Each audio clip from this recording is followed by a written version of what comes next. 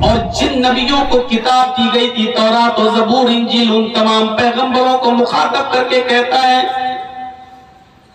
قُلْ يَا أَهْلَ الْكِتَابِ تَعَالَوْا إِلَىٰ كَلِمَةٍ سَوَاءٍ بَيْنَنَا وَبَيْنَكُمْ اے محمد صلی اللہ علیہ وسلم آپ اعلان کر دیجئے اناؤنسمنٹ کر دیجئے اے اہل کتاب اے تورات والو اے زبور والو اے انجیل والو اے یہودیو اے عیسائیو تعالو اس جملے پر غور کیجئے کسی کو جب بلایا جائے تو اس کا مطلب یہ ہے کہ وہ اپنا ہی ہے کچھ مس اسٹینڈنگ کی وجہ سے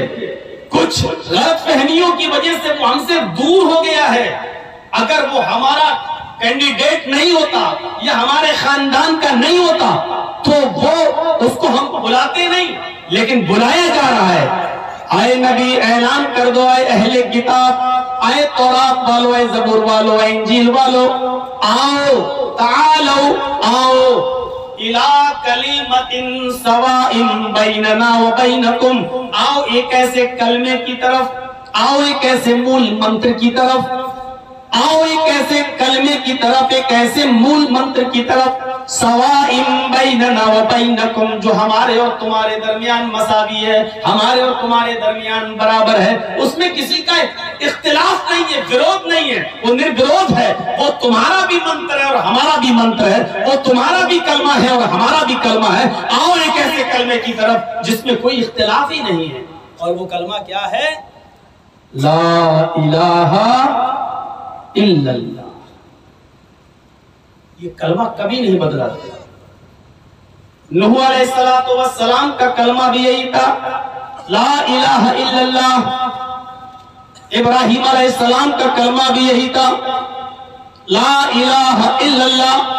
موسیٰ علیہ السلام کا کلمہ بھی یہی تھا لا الہ الا اللہ عیسیٰ علیہ السلام کا کلمہ بھی یہی تھا لا الہ الا اللہ لا الہ الا اللہ نہیں بدلا گیا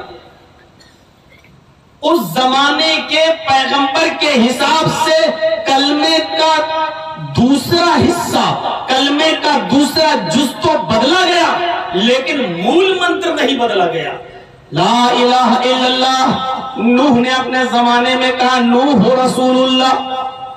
موسیٰ علیہ السلام نے کہا لا الہ الا اللہ موسیٰ رسول اللہ عیسیٰ علیہ السلام کا زمانہ آیا تو کلمہ پڑھا جاتا تھا لا الہ الا اللہ عیسیٰ رسول اللہ آپ غور سے دیکھیے مول منتر میں چینجنگ نہیں ہو رہی ہے لا الہ الا اللہ نوح بھی ادا کر رہے ہیں موسیٰ بھی ادا کر رہے ہیں عیسیٰ بھی ادا کر رہے ہیں لیکن اس زمانے کے نبی اور پیغمبر کے لحاظ سے کلمے کا دوسرا جز بدلا جاتا رہا اور وہ کلمے کا دوسرا جز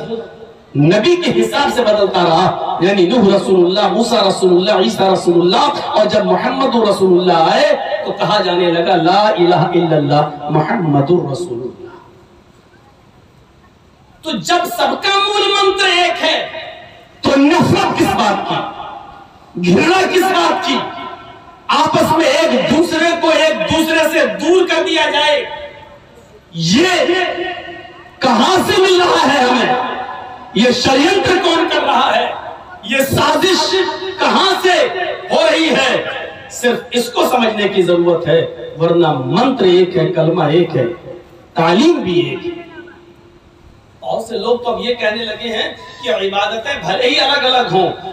لیکن منزل سب کی ایک ہے سب اللہ ہی کے پاس جانا چاہتے ہیں سب اللہ ہی کو خوش کرنا چاہتے ہیں عبادتوں کے طریقے الگ الگ ہیں حالانکہ اس بات کو ہم نہیں مانتے ہیں ہم یہ مانتے ہیں کہ جس نے جو دین اور جو مذہب اتارا ہے اس نے اپنی عبادت کا طریقہ بھی اسی نے بتایا ہے عبادت کا طریقہ بھی عبادت بھی اسی طریقے سے کی جائے گی جس طریقے سے اس نے بتائی ہے مول منتر نہیں بدلا گیا تو اس آیت کو پھر سنیے سب کا دین ہے آدم سے لے کر محمد رسول اللہ صلی اللہ علیہ وسلم جب سب کا مذہب ایک تھا سب کا دین ایک تھا اور آج بھی تعلیمات اگر دیکھیں گے پڑھیں گے تو کون سی چیز ایسی ہے جو آج ہمارے برادران وطن کے اندر یا ان کی کتابوں میں نہیں پائی جاتی ہے؟ ہم نماز پڑھتے ہیں، شریمد بھاگوت گیتا کے 6 ادھیائے کا 10واں منتر دیکھ لو، کرشن جی پوری نماز پڑھ کر دکھلا رہے ہیں اور نماز کا طریقہ بھی بتا رہے ہیں۔ روزے کا تعلق ہے تو روزے کا ثبوت بھی آپ کو آپ کی کتابوں میں، ویدوں میں ملے گا۔ جہاں تک زکوٰۃ کا معاملہ تو دانم دیکشتا کا شبد موجود ہے کہ غریبوں میں، فقیروں میں، مسکینوں میں زکوٰۃ ادا کرو۔ ایک حصہ اپنی انکم کا، اپنی آمدنی کا ایک حصہ غریبوں اور مسکینوں کو بھی دو۔ حج کا معاملہ آیا ہے تو اسلام نے تحج البیت ان استطعت الیہ سبیلا کہا کہ اگر استطاعت ہو تو خانہ کعبہ کی زیارت کرو، جاؤ۔ تو یہاں پر بھی تیرتھ یاترا کرتویہ کا شبد موجود ہے کہ کسی پوتر شہر کی طرف چلے جاؤ اور گنگا کی ڈبکی لگا کر اپنے پاپ، اپنے گناہوں کو مٹا لو۔ یہ الگ بات ہے کہ گنگا کو کیسے سمجھا جائے۔ آپ گنگا کے پانی میں ڈبکی لگاتے ہیں اور کہتے ہیں کہ ہمارے پاپ دھل گئے، لیکن ہم بھی اس شہر میں جاتے ہیں جہاں پوتر جل موجود ہے، جس کو ہم زمزم کہتے ہیں، آب زمزم کا نام جس کو دیا جاتا ہے۔ آپ گنگا کے پانی میں ڈبکی لگانے کو اپنے گناہوں کی معافی تصور کرتے ہیں، اور ہم اس شہر میں جا کر لبیک لبیک اللہم لبیک کا نعرہ لگا کر یہ تصور کرتے ہیں کہ یہ ایسی جگہ ہے جہاں لبیک کہہ کر بندہ اپنے آپ کو اللہ کے دربار میں سرنڈر کر رہا ہے اور کہہ رہا ہے کہ لبیک، ہم اپنے گناہوں کی گٹھری، اپنے گناہوں کا بوجھ اپنے سر پر لاد کر ہم نے سرنڈر کر دیا ہے تیرے دربار میں، آتم سمرپن کر دیا ہے تیری عدالت میں۔ اللہ، جس طریقے سے کوئی مجرم بھاگتا ہے اور آدیش ہے کورٹ کا اور کچہری کا، جج کی طرف سے اپنے آپ کو سرنڈر کر دو تو ایک موقع دیا جائے گا، چند دن جیل میں رہ کر تمہیں چھما اور معافی مل سکتی ہے، اور اگر تم نے سرنڈر نہیں کیا تو شوٹ یعنی گولی مار دینے کا آدیش کورٹ سے جاری ہو جائے گا۔ تو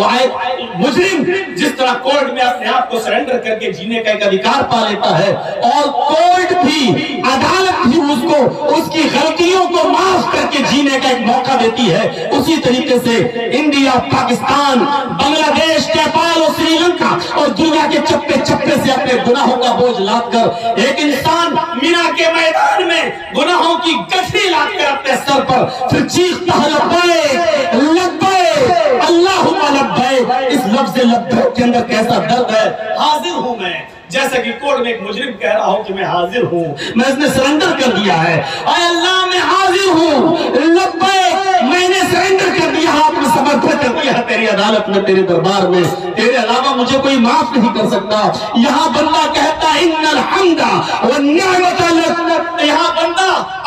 اپنی حاضری دیتا ہے، اپنے گناہوں کا اعتراف کرتا ہے، اور وہاں اللہ رب العالمین آسمان دنیا پر پہلے آسمان پر آ کر فرشتوں سے کہتا ہے، فرشتوں گواہ رہنا، میں نے اپنے بندوں سے کیے ہوئے وعدے کو پورا کر دیا، آج میں نے ان کے تمام گناہوں کو معاف کر دیا، کما ولدت امہا، جیسے ان کی ماں نے ان کو آج ہی اپنے پیٹ سے جنم دیا ہو۔ جس طرح بچہ اپنے ماں کے پیٹ سے پیدا ہوتا ہے، گناہوں سے معصوم ہوتا ہے، میں نے اپنے بندوں کے گناہوں کو بھی معاف کر دیا۔ ہم گناہوں کی معافی کا ذریعہ یہ تصور کرتے ہیں، ہم سے نفرت کا کارن بتاؤ، ہم سے نفرت کی وجہ بتاؤ۔ آج ہماری آزانوں پر پرتیبند کی بات تم کیوں کر رہے ہو؟ یہ آزان تو تمہاری